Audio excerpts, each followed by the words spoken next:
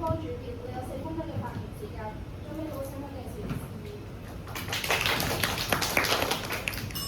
在座各位大家好，俗稱丁屋嘅新界小型屋宇政策，本質上係一項臨時措施。喺1972年11月嘅政府新聞公告指出，新界有至少60%嘅樓宇出現嚴重安全隱患。為咗提升住屋同埋衞生標準，政府決定透過優惠政策，暫時容許每一個年滿18歲嘅男性原居民興建一間丁屋。具體方法有3種：一、本身擁有農地嘅唔使補地價就可以轉做住宅用地；二、用自己嘅地同政府一換一，同樣唔使補地價；三、本身冇土地嘅，政府會以市值嘅2/3優惠價錢賣笪地俾佢哋起樓。截至17年，政府已經批出咗超過4萬宗丁屋申請，佔地超過3100公頃，相當於4300個足球場。值得留意嘅係，新界小型屋宇政策呢54年來嘅定位都係為咗改善佢哋嘅居住環境所做嘅臨時措施，政府冇承諾過，亦都冇責任去永久延續。有方如果要求政府喺2026年都繼續維持呢一個臨時優待政策，就必須要證明鄉郊地區嘅住屋同埋衞生標準依然同當年一樣惡劣。相反，我方見到丁屋政策已經完成咗佢哋嘅歷史任務，喺呢一刻貿然持續就係會帶嚟反效果。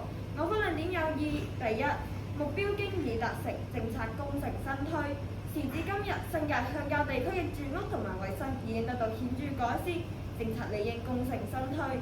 回望翻當年1972年，時任新界理民署署長黎丁義指出，新界有93%嘅房屋都係老舊村屋、臨時性房屋，甚至係非法搭建物，衞生同埋居住環境都好惡劣，所以就需要丁屋呢一項特惠措施去做到即時舒緩。喺1986年，代表原居民嘅鄉議局主席劉皇發亦都公開承認，丁屋政策只係因為政府未能全面照顧到村民嘅居住環境，而暫時行使嘅權宜之計。54年已經過咗去，嗰93%質素欠佳嘅房屋已經慢慢被淘汰。本身住喺呢一啲屋嘅原居民同埋佢哋嘅下一代，都已經起咗屬於佢哋嘅丁屋。丁屋樓高3層，樓面面積高達2100尺，相當於10個2到3人嘅公屋單位，居住環境絕對講唔上係惡劣。政府更加推出埋鄉郊小型工程計劃，一年撥款過億，改善整體嘅鄉村配套。難怪16年嘅立法會文件明確承認，喺過去幾十年新界地區嘅居住環境已經得到顯著改善。咁我哋仲有啲乜嘢必要去維持當年嘅臨時政策呢？第二，需求難以預估窒礙土地規劃。但凡小型屋宇政策持續，政府就要預留一啲土地俾合資格嘅人士申請，窒礙規劃。原居民嘅所有男性後代，哪怕唔係香港出世、冇香港居留權，都有權申請丁屋。政府難以掌握人數人心，合資格嘅人士年滿18歲之後，可以隨時提出申請，對土地規劃帶來不確定性。雖然係1972年劃定咗認可鄉村範圍指定可以起丁屋嘅地段，但適後日漸增加，由1981年開始推出咗鄉村擴展區計劃，將更加多嘅土地留俾未來嘅申請。時至今日，呢啲土地面積超過3380公頃，相當於150個科學園。時任規地地產局長曾俊華喺02年指出，要預留土地俾佢起丁屋，會嚴重窒礙規劃同發展，包括一啲改善鄉村嘅工程。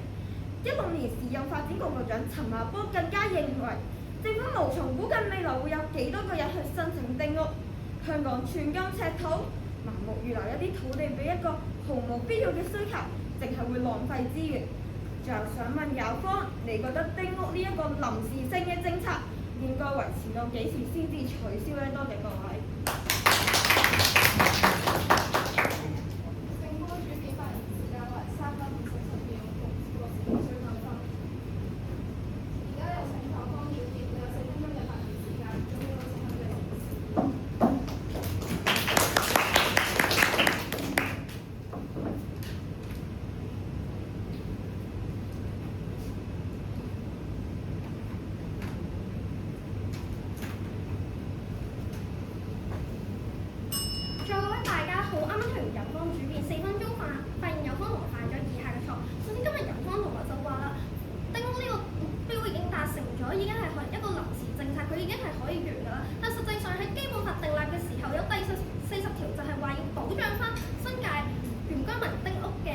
權利啊嘛，呢啲都係佢哋嘅權利嚟㗎，我哋係唔可以剝奪㗎。同埋有方同學就話啦，唔果呢個丁屋繼續嘅話，因為政府就預留咗一大笪土地俾佢哋繼續起屋。但係如果真係土地唔夠嘅話，首先政府其實係有權可以唔俾佢哋係有權可以讓佢哋申請嘅時候係睇下可唔可以係要審核先可以睇下佢哋可唔可以通過㗎嘛。如果政府覺得唔 OK 咁唔可以嘅話，咪唔容許佢哋通過咯。咁點會令到呢個土地俾使用到冇晒咧？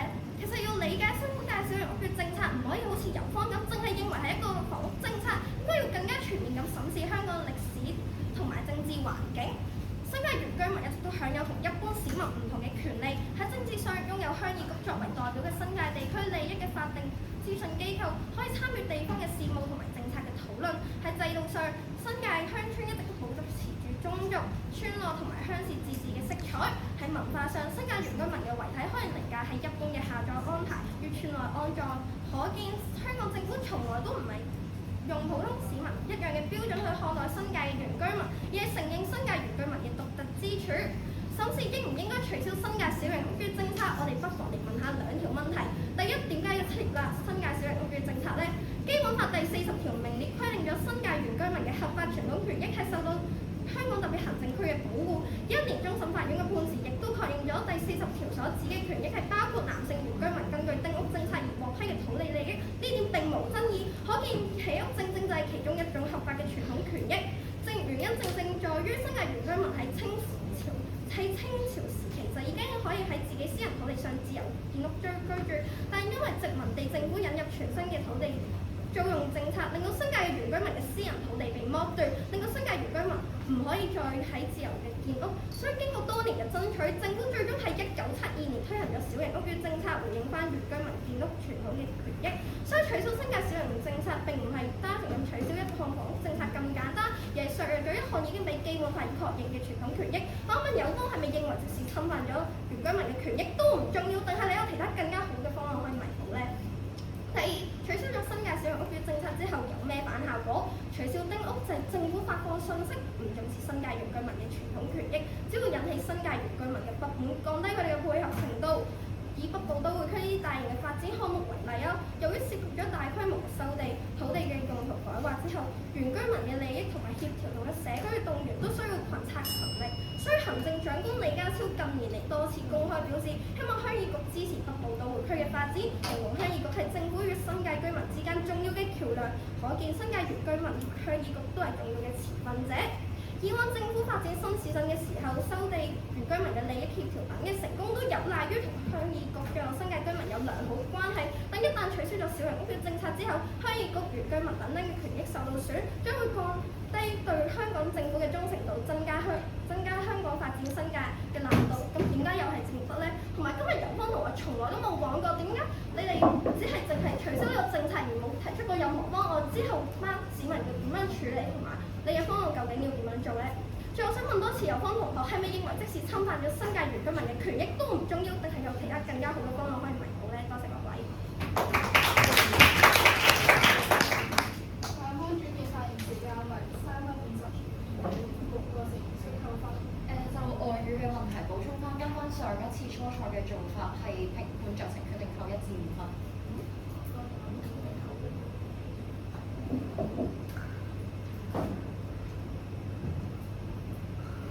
而家有請地方一副有3分鐘嘅發言時間，準備好請問題時。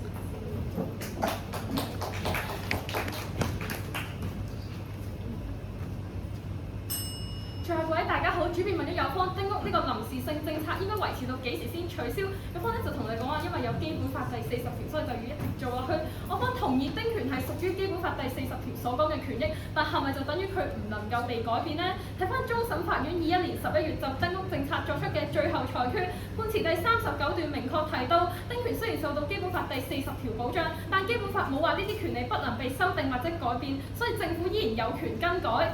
所以再嚟睇有方兩個論點啦。今日有方第一個論點咧就同你講話，因為清政府應承咗嗰班原居民可以自由建屋，所以咧就繼續做落去啦。咁但係想問有方點解而家嘅政府有責任繼續遵守清政府嘅政策呢？而家晚清政府同樣應承過俾外國商品低關稅進口，外國商人喺中國河流有航行自由，咁係咪香港政府通通都要跟呢？其實睇翻以前啦，港英政府頒布嘅新界條例第8條都提到，1900年7月23號開始，所有新界土地都係香港政府擁有，所以嗰陣時清政府俾佢哋嘅永越權，俾佢哋自由建屋嗰陣時已經冇俾人承認嘅時候，咁點解而家突然又要重新認可翻呢樣嘢呢？更甚，根本政府都冇講過丁屋政策係為咗俾嗰班原居民自由建屋㗎嘛。72年11月推出嗰陣，政府明確講過係臨時措施，係想改善新界地區嘅居住同埋衞生狀況。所以當新界嘅情況足夠改善，政策理應功成身退。更甚，有方講到自由建屋，點解唔係俾佢自由決定起啲咩，反而係要限住佢一生行人起一次，甚至連佢起幾多層、起幾多尺都要跟足政府規定呢？再嚟睇有方第二個論點啦。今日有方第二個論點就同你講話取消啦，會令原居民不滿，但係我方明白今日點解有方同我哋講話會降低原居民嘅忠誠度，但我想問有方到底佢哋嘅忠誠度低，又或者佢哋不滿到底係點實際上影響到嗰個社會發展咧？有方一副請解釋翻清楚啦。再嚟睇其實就算我方明白取消一個優待政策，原居民係需要花時間接受同適應，但係唔代表咁樣就唔應該嘛。甚至跳入去陪有方睇市民嘅聲音，18年公民黨嘅調查同你講有74%市民反對丁屋政策喎，咁點解有方又無視呢74%嘅市民呢？其實今日丁屋政策已經由一個原本係想改善民生變成資產增值嘅工具，唔少原居民根本就唔需要丁屋，所以發展商就睇準呢個漏洞，同佢哋套丁牟利。啲發展商用低價賣地俾原居民，再起丁屋用高價收翻，慳翻啲補地價費，原居民無本生利，賺取百萬收入。一年廉政公署就發現元朗嘅水蕉新村有地產商透過套丁獲利超過10億，而家嘅丁屋政策到底仲係做緊當時嘅雪中送炭，定即係幫緊有錢人錦上添花呢？多謝各位。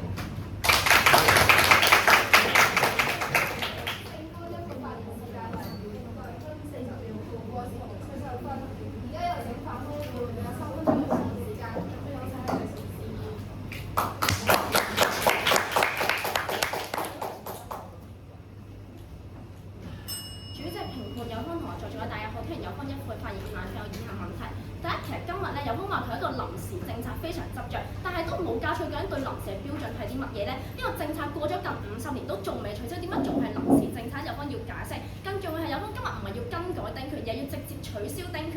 香港政府都冇權取消同埋更改基本法嘅喎，所以有方係咪想違反基本法嚟到去更改咧？所以我方主編都講過，唔係突然之間重新認可翻呢個丁屋政策，而係由1972年開始已經有呢個政策㗎啦。反之，我方見到新界原居民喺自己土地上面建屋呢件事，由清朝開始根本就一直都係佢哋嘅合法權利。唔怪之21年終審法院裁決咗丁屋政策嘅所有環節都係屬於新界原居民嘅合法傳統權益。而基本法第40條列明新界原居民合法傳統權益受政府保護嘅時候，並且基本法第5條都有講到要保障原本生活模式嘅時候，咁有方咧係咪認為傳統權益唔重要唔使保護，定係取消咗丁屋政策有第2個政策保障翻原居民呢？其實第二，今日有方咧話香港土地資源好緊張，為咗更好嘅土地規劃同埋發展，就要取消政策。但係咧，我方見到未來整體10年可以供發展土地嘅數量，都係香港所需要嘅1.3倍。咁你所講嘅土地資源有幾緊張呢？咁你講咁緊張，點解唔係連之前嘅丁屋都搬走晒，佢要啲人全部離開，留俾你發展呢？有方都冇論證過。我哋有方嘅邏輯唔夠地就取消政策，嗰係咪要拆埋教堂、祠堂，甚至乎開放埋呢個郊野公園度起樓呢？退一步同有方講。其實今日有方話咧，有3100公頃嚟到去做一個土地發展，簡直係誇張。因為我方見到扣除咗零散嘅土地同埋啲斜坡之後，本地研究社就講淨有34公頃嘅土地嚟到發展。就算取消完政策之後，係咪就可以代表發展暢通咧？新界有60%土地係私人擁有，要收回土地發展都得到原居民嘅同意。除咗政策之後會引起新界原居民嘅不滿，有方點樣確保居民會咁順攤交地咧？你所講嘅發展會唔會反而唔係多咗地而係少咗地咧？其實今日有方話套丁嘅問題嚴重，但點解唔係立法規管優化政策，又直接取消咧？我方見到都有濫用公嘅情況，例如將單位分租或者轉租俾其他人，咁有方係咪又會因為咁樣而取消公屋政策？好顯然唔會。同樣道理，面對住套丁嘅問題咧，我方見到唔係個政策本身有問題，而係執法有問題。所以我方見到政府可以透過增加調查人手，或者調整刑罰，增加阻嚇性，可以見到呢啲執行。都可以改善執行嘅時候，有冇仲擔心緊啲乜嘢咧？其實香港作為一個多元嘅社會，一直都唔係用劃一嘅標準去處理所有群體，而係會因應唔同嘅群體嘅歷史背景同埋實際需要嚟到作出相應嘅保障。即係政府會為唔同嘅宗教信仰提供宗教嘅場地，新界原居民都因為佢嘅歷史地位同埋傳統生活而受到保障。今日有方咧就不斷強調話，呢個政策係當時一個臨時政策，已經改善完新界原居民嘅居住環境，就話唔需要呢個政策去功成身退。但我唔明白，如果係真係改善衞生標準已經改善得好嘅時候，咁又憑乜嘢要佢哋搬出佢哋原本嘅環境呢？多謝各位。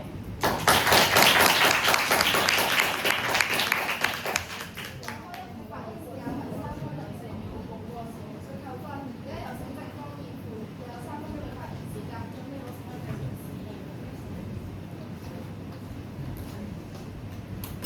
最後咧，我哋嘅義父為佔3個戰場歸納三方分歧第一權益。今日同我哋講話咧，取消丁屋政策會侵犯原居民權益。同我哋講話咧，政府冇資格改，但錯啊！一副同有方講咗終審法院判詞第39段指出，丁屋政策可以更改，甚至今日第50段。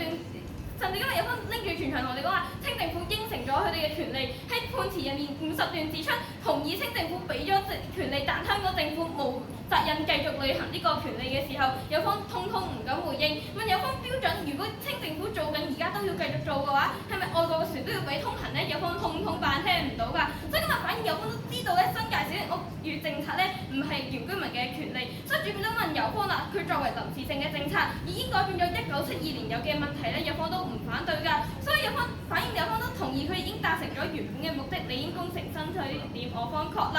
咁同我哋講咧，佢原本就係屬於由清朝開始就已經屬於嗰啲原居民，但一副都同有方講咗，係港英政府上台之後實行嘅香港法例第97章新界條例第8條入面就指出，由1900年開始，所有新界土地全部歸於政府嘅時候，想問有方點解咁固執呢？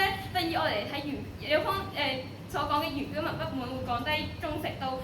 我方一部分有方究竟點樣影響到政府呢？有方答唔到。甚至問有方74%市民反對丁權呢樣嘢，有方通通扮聽唔到㗎。所以我見到咧，有方根本就提出唔到佢哋不滿有咩問題，甚至其他市民不滿嘅時候，有方又要點算呢？最後我哋嚟睇土地，咁同我哋講話咧。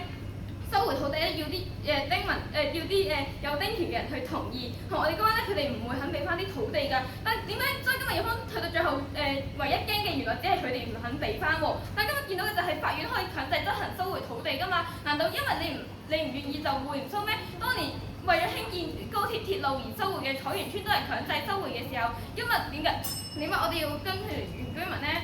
成日講話香港地少人多，所以先會樓價高、租金貴。展望未來在北部都會區古洞北等嘅新發展區，要做創科中心，要做國際教育樞紐，所以先要大量土地。正因為咁樣，我哋更加需要妥善規劃，優先確保本地嘅生活質素同城市發展。偏偏丁屋政策就係充滿未知，將寶貴嘅資源拱手相讓，可以出世嘅原居民只要寫上族譜一樣擁有丁權，但係19年就有17個馬來西亞籍連香港居留權都冇嘅原居民獲批丁屋，樓面面積相當於170個公屋單位，而佢哋嘅後代繼續可以返香港攞地起樓，政府又要預留多幾多土地先至足夠滿足往後嘅丁屋需求呢？多謝各位。正方辯護發言時間為8分43秒，冇過時無需扣分。而家有請反方辯護，有3分鐘嘅發言時間，準備好請繼續示意。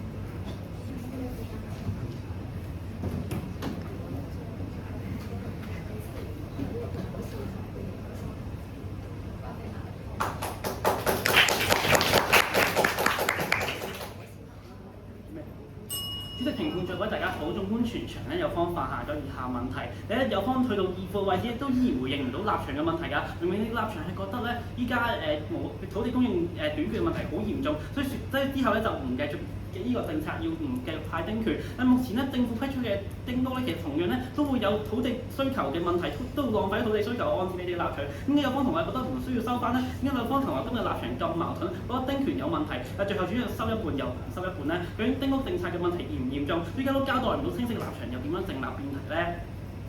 而第二，今日有方同學咧同我哋講話，新界原居民嘅權益咧係清政府批准佢哋嘅，所以我哋依家咧要取消。但其實有方我哋有冇睇清楚咧？而家基本法保障嘅咧係新界原居民申請丁權㗎嘛，所以基本法保障嘅時候，其實香港政府都冇辦法自己選擇去取消㗎，都要經過中央審批，然後人大釋法先可以取消到。有方同學覺得呢個基本法從香港97年開始保障緊嘅權利，唔需要繼續保障落去咧，咁臨時性政策點解等於依家就唔可以繼續保障落去咧？有方同學都冇答到，好奇怪㗎。而第三，有方同學覺得土地需求好大，需要取消丁屋政策。先不論咧，有方同學未論證到點解土地需求要大到要取消咗丁屋政策佢咧，仲退一步，有方方討論啊。香港真係好缺地嘅情況下，我方問你，咁連教堂、郊野公園都開拆晒佢，有方都唔敢答㗎，因為方同學都知道咧，土地需求雖然大晒，唔係大晒，但係有方同學咧都要尊重翻佢哋呢啲嘅權利，所以唔係所有嘢都攞嚟滿足土地嘅需求。更加重要係我方一副問咗有方同學，新界有60%都係私人土地，如果取消丁屋政策，令到佢更加唔配合政府，連地都買唔到，有方要點解決咧？有方同學同講話買唔到嘅話，咪強制收咗佢咯。有方同學根本冇考慮到司法訴訟等司法覆核等呢個問題。唔同嘅市民咧，你哋收咗佢原本嘅地，你要司法覆核甚至法律訴訟，你哋要點樣處理咧？無限嘅時間、金錢係咪投入晒入去處理啲訴訟咧？所以有方同學不如解釋下啦，唔好再更深。第四，方同學覺得咧，新界人好難。新界人咧好難去定義啦，所以咧要無限批地俾佢。實際上我方其實前場解釋咗，私人屋宇政策咧係可以政府咁樣批唔批地俾佢，申請都可以駁回㗎，所以呢個問題根本唔存在，呢一點確立咗。我方主變取消丁屋政策會大大引起新界人同新界鄉議局嘅不滿，影響香港發展。新界鄉議局嘅影響力極高，係政府同埋新界居民之間嘅橋梁。就以2017年咧，為咗配合香園圍新口岸要重置嘅竹園村為例，當時鄉議局咧都成功向政府爭取增加居民嘅賠償，先至說服到居民賣地。甚至連當時嘅特首林鄭月娥咧都公開多謝鄉議局嘅協助，可以成功重建到。而放眼未來咧，政府都要發展北部都會區，預計需要3000公頃嘅土地，而當中一半咧都係私人土地。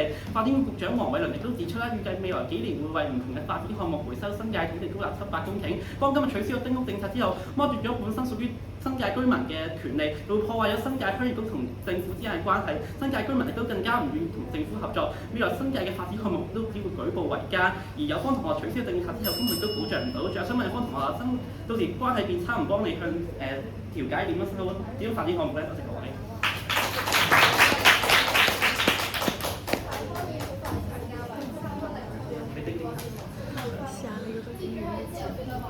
雙方各有3分鐘嘅發言時間，之後正方開始發言，準備好請佢繼續示意。有方同意丁屋政策嘅目的係作為臨時措施去改善居民嘅生活。即係有方而家係想要環境衞生都已經改善好啦，已經係靚嘅時候，你要人哋搬出去，剝削咗佢嘅權利。你覺得新界原居民嘅生活保障？有方同我哋只係講唔再俾佢哋起身啦，我哋冇叫佢搬出嚟喎，有方唔會特別擔心。咁有方覺得土地上嘅問題咁嚴重，點解唔係要叫佢哋喺丁屋度搬出去先可以更好地發展呢？所以我方而家做緊嘅咪就係減少，就由而家開始取消個政策，令土地供應變得更加多咯。因為見到嘅就係丁屋嘅需求根本就冇得預估，冇得預算嘅時候，有方點解有辦法睇唔到？所以問到有方一次，佢係咪一個臨時性嘅政策去改善原居民嘅居住環境？以前嘅丁屋我哋所講嘅問題咧，點解唔收晒嘅？不如有方答咗我先，係咪臨時性措施啊？你根本就都冇講緊臨時性嘅一個政策係要幾多人先至維持到啊？先至係叫臨時性。反問翻有方同學，你覺得土地問題咁嚴重，有方見到濫用嗰個維修嘅政策都好嚴重，係咪要取消呢啲政策？所以今日有方都知係臨時性措施，即係問臨時性措施。臨時性措施咪就係佢達成咗個目標，達成咗改善到佢哋嘅居住環境，咁咪可以取消咯。有方講嘅套丁問題，我方講嘅套丁即係同你講話啲原居民唔再需要丁屋租賃，而唔係論證緊話而家要因為套丁所以取消嘛。有方唔好再打稻草人啦。所以問有方而家同唔同意佢哋咧要留地俾原居民起丁屋啊？其實有方同學咧今日就話原本呢一個措施係臨時措施，係為咗改善佢哋居住環境。好啦，咁而家改善咗啦，有方同學咧反而又話要取消翻呢個政策。咁有方同學到底係想唔想幫佢哋？到底係咪真係為緊班新界原居民考慮咧？所以正係因為改善咗，所以我哋先要取消，因為佢目的已經達到啦嘛。有方完全同意我方論點嘅，即係而家話點解我哋要去搬出去？但係錯，我方從來都冇話要佢哋搬出去，而係取消呢個政策，唔再批新嘅地俾佢哋，唔再需要俾佢哋免補地價嘛。有方唔好再打稻草人啦，再問有方多次，有方承唔承認而家政府要留地俾原居民嘅丁屋？首先取消咗政策之後，唔代表新界原居民即係未來住公屋或者住居屋嗰批嘅居住環境一定得到改善先。所以再問翻我，你覺唔覺得取消咗政策之後係剝奪咗佢哋申請嘅權利？不如有方論證翻到底而家佢哋嘅居住環境有幾差？你提出嚟個，唔應該理到佢哋究竟環境有幾亂咩？喂，所以同有方講咗16年立法會話已經改善嘅時候，有方唔明白，有方自己都承認話已經改善嘅時候點解有問題？所以有方先行確立就係而家佢作為臨時性措施，佢目的已經達到，有方都承認佢已經改善。所以想問有方所講嘅6成私人土地係咪因為有丁權，所以佢就願意俾翻個土地政府啊？有方同學話係為咗改善佢哋嘅居住環境，好啦，而家改善到啦，咁咪就係個政策係有用咯。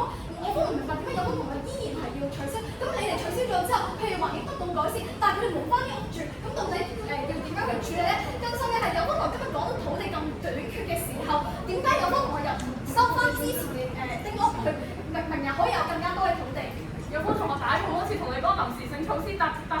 係要取消，我方有冇逼佢哋搬出嚟？有方唔好出啦。問你而家嗰6成私人土地係咪因為有丁權佢哋就會肯同你協商？唔係喎，有方同學，你哋嘅立場係有問題，你哋嘅方案細節都係有問題嘅喎。點解佢哋有繼承權，等於可以轉晒同一間丁屋入邊咧？係咪之後嗰個人生仔，然後仔娶咗老婆之後，都全部住喺嗰間屋咧？不如幫我解釋下。唔係啊，方嘅問題係有咩意義？因為而家丁權即係傳俾仔啦，即係我明咗你所講個方案嘅問題喺呢邊。我個問題就在於今日原來我都見到咧，新界嘅原居民咧係所有都有權利去申請呢個丁屋嘅，去申請呢個丁權嘅。喺有方嘅呢個立場底下，就係剝削咗呢班新界原居民嘅權利啊嘛。係今日，但係今日一副同你講，二副同你講到而家，原來基本法第40條係寫明係合法傳統權益，但係冇話過唔改啫嘛。甚至終審法院21年個判書都同你講話，原來而家係可以修改喎。想問有方到底邊個話違反基本法？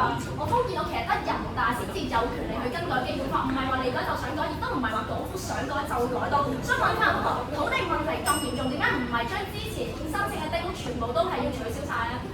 今日同你講話法庭話改到喎，咁我唔明咧，有方話改唔到，咁法庭改錯咗？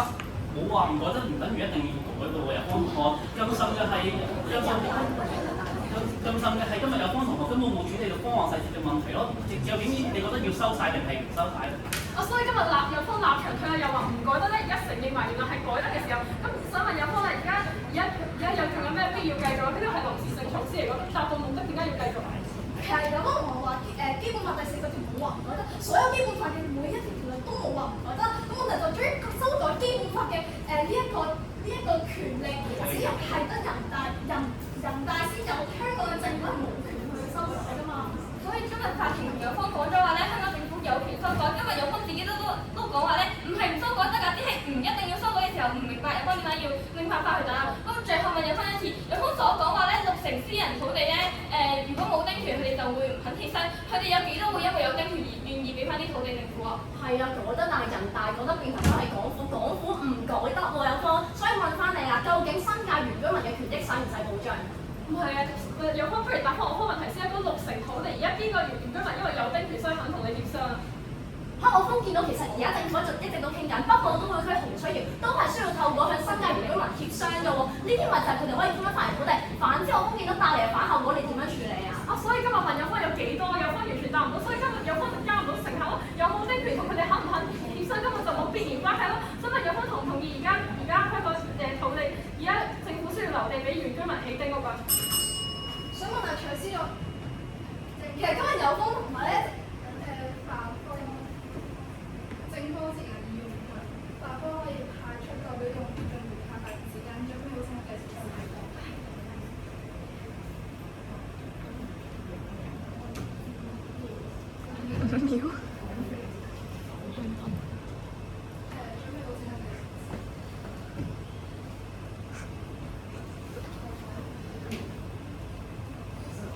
所以今日有方同我講全場土地問題好嚴重，但係點解政策咧唔係要取消晒所有嘅地，之前批過嘅都收翻晒，而係而家取消丁權，有方自相矛盾。多謝各位。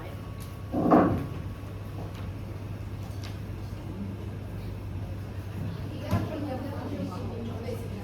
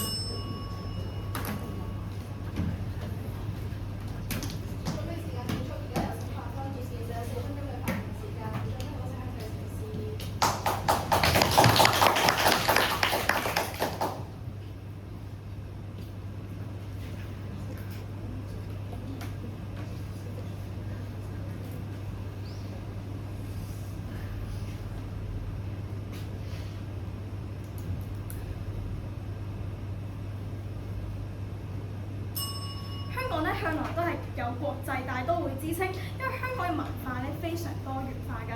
在座各位大家好，香港點解可以容納到咁多種唔同嘅文化？原因就係因為針對唔同嘅群體，我哋會有唔同嘅條例去保障佢哋。例如香港有少數族裔有宗教嘅需要，所以會俾土地佢哋去做宗教用途。例如話會俾穆斯林去起佢哋嘅清真寺，盡量保障翻佢哋嘅生活。而事實上，新界原居民亦都係一個受保障嘅群體，因為由清朝直到英殖時期，新界原居民一直都有佢哋嘅一套生活方式。為咗保障佢哋，所以基本法第40條亦都有保護佢哋傳統嘅安葬方式，保留翻佢哋祖堂地嘅宗族文化。但係點解丁權第有方同學就覺得可以剝奪呢？香港基本法一直都係保障緊香港唔同人嘅權益，無論係香港人、少數族裔，定係話殘疾人士等等嘅生活方式都可以得到保障。所以新界原居民嘅權益都理應得到保障。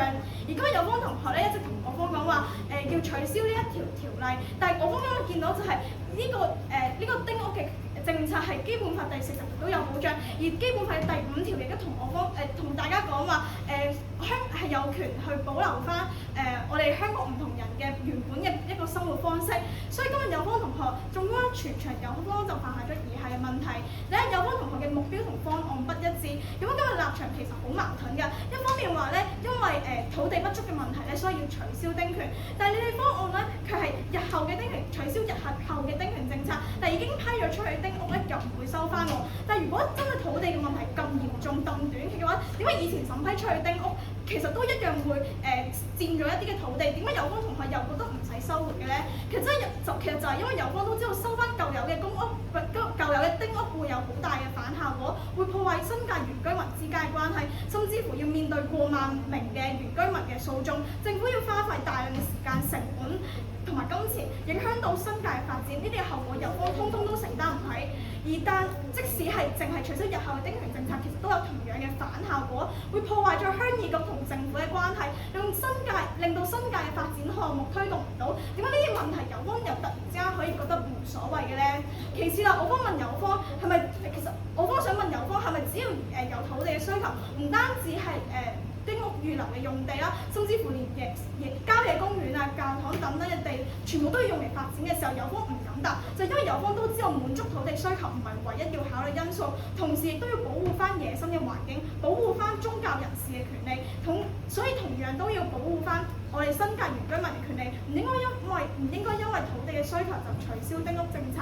跟住咧係其實今日有方同學都論證唔到取消丁屋政策之後會有可以舒緩到幾多土地短缺嘅問題。原因就係因為新界有好多土地都係私人嘅土地，政府要發展就要向居民買地，但係取消咗丁屋政策之後，只會帶嚟無盡嘅反效果，令到新界同政府嘅居民關係破裂，更加難以修復，但要地方去起樓。而今日有方同學就話套丁違規所以要取消，但係我有方嘅邏輯其實今日即使有人違規就要取消成個政策嘅話，咁喺公屋有人濫用，有人違規去轉租，係咪都要取消公屋政策咧？麻煩有方同學喺結辯嘅最後時間同我方解釋清楚，綜援呢啲等等都會有人虛報收入方式去綜援，呢啲係咪通通都要取消咧？有方希望有方喺結辯都同我方通通解釋清楚啦。其實我方都明白有方咧覺得原居民好似有優待咁樣，但係如果因為如果因為咁樣就去取消丁權嘅話，咁其實變相我哋同樣都係一樣，我哋同樣都係喺。如果今日有方同學就因為咁樣而取消呢個丁屋政策嘅話，根本就係對於新界原居民嘅不公平。多謝各位。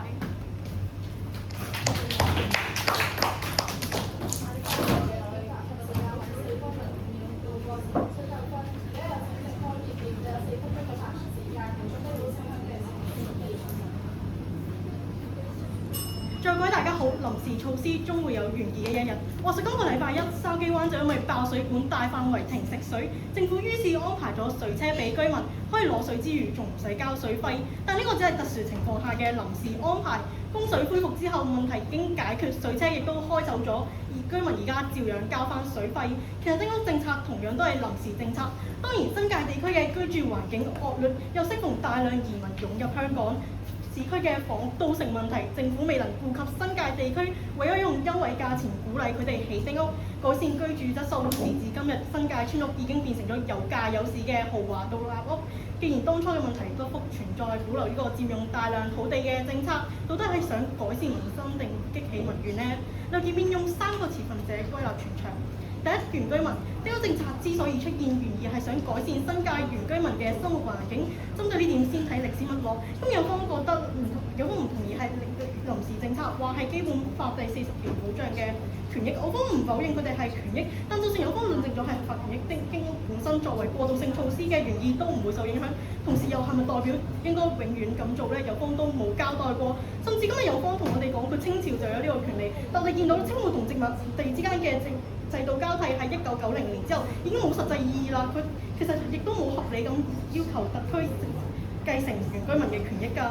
所以我哋而家見到有方喺自由辯論嗰陣時，直接立場退，同意話佢的確可以修改，即係質疑我哋修唔修改到。我哋而家見到但我方唔明點解修改唔到，所以佢有今日丁屋政策原意根本唔係有方講咁，順應歷史脈絡俾佢。所以見到21年司法覆核終審法院都講過，佢個修改嘅情況下，有方有責任論證政策繼續留喺度嘅需要。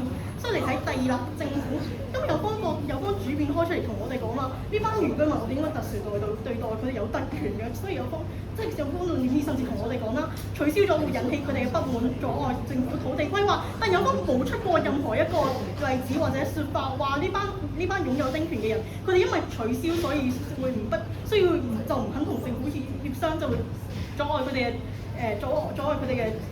嘅地區發展。甚至我哋一見到啦，有方否認唔到，對於新一代嘅原居民而言，丁權嘅作用係比起當初雪中送炭更加似資產增值工具。有方甚至承認咗有套丁問題存在㗎。最後我哋睇到社會啦，土地問題一直困擾成個香港社會，但丁屋政策就係向本來已經缺乏嘅土地資源雪上加霜。我剛見到政府不論有冇申請，都要留地俾佢哋起丁屋。咁有方與義父完全承認咗係會佔用土地資源，即係質疑我方話係咪要收回晒嗰啲原有起過嘅丁屋。但有方義父都同你講，我方義父同你講過，有方打稻草人，有方去到結辯嗰陣時仲喺度同我哋話，我哋係咪要收回啊？係咪要收回啊？但係我方嘅呢個根本唔係我方嘅嘅方案，我哋只係想取消呢政策，唔再俾佢哋用呢啲地去起丁屋。所以我話咁而家政府的確要為佢哋留地起丁屋，對於政府用地規劃造成影響，甚至窒礙當地發展造成問題。有方有今日似乎覺得原居民永遠都俾人虧欠，需要擁有特殊待遇，但又係唔係呢？我哋見到的確原居民嘅祖先比起其他香港人更加早踏足呢片土地，為呢座城市作出貢獻。但過去百幾年，香港由小漁村走到嚟國際金融中心，原居民同其他香港人嘅付出同樣功不可沒。嚟到21世紀，我哋仲係咪應該用先來後到去區分同樣為香港貢獻緊嘅每一位呢？香港呢片土地一直擁護嘅價值係英雄莫問出處。不論你係清朝嗰陣已經嚟到扎根嘅原居民，定係港英政府時期先至入境香港，乃至回歸後先拎居留權嘅移民，願意為呢片土地付出，通通都係香港人。繼續用姓氏、用血統去區分邊個值得政府優待，即係會挑起原居民同其他香港人之間嘅矛盾，為呢兩個群體創造更多隔閡。咁呢個政策又係咪符合我哋呢個城市一直以嚟嘅核心價值呢？多謝各位。